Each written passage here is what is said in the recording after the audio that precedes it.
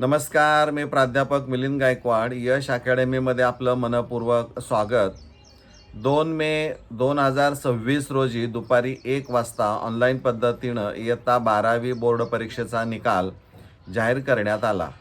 हा निकाल गेल्या वर्षीच्या तुलनेत 2% घसरलेला आपल्याला पाहायला मिळतो आहे.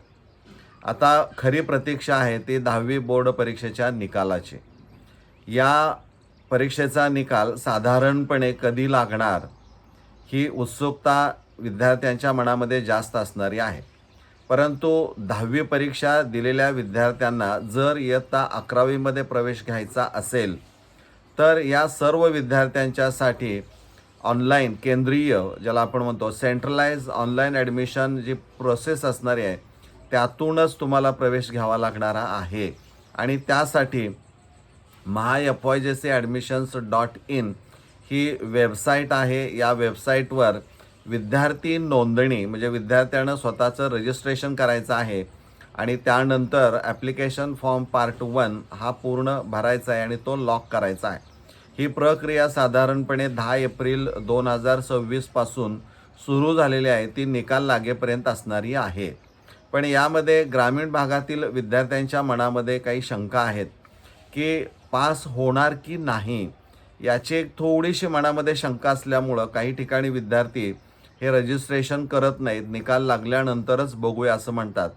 थांबायला काहीच हरकत नाही, कारण निकाल लागल्यानंतरच तुम्हाला 10वी मार्कलिस्ट ही ऑनलाईन पद्धतीनं मिळेल, त्यानंतर लिव्हिंग सर्टिफिकेट मिळेल.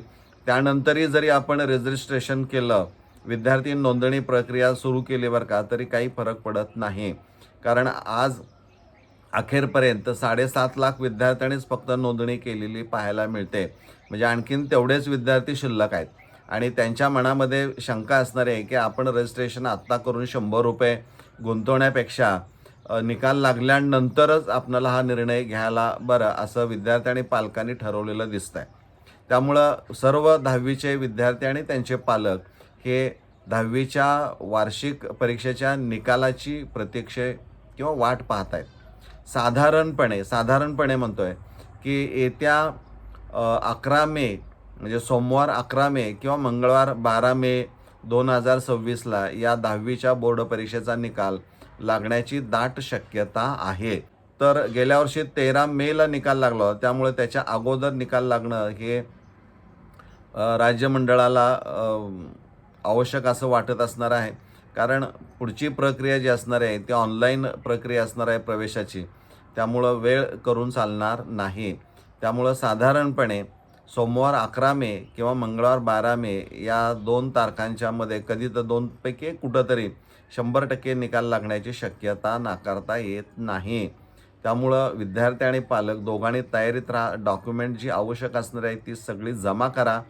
वेळ आहे तोपर्यंत ती प्रक्रिया काही डॉक्युमेंट्स राहिले असतील तर ती डॉक्युमेंट्स उपलब्ध करण्यासाठी तहसील कार्यालयामध्ये जाऊन किंवा जिथं जाऊन ती उपलब्ध करावी लागणार आहे ती प्रक्रिया आपण चालू ठेवा.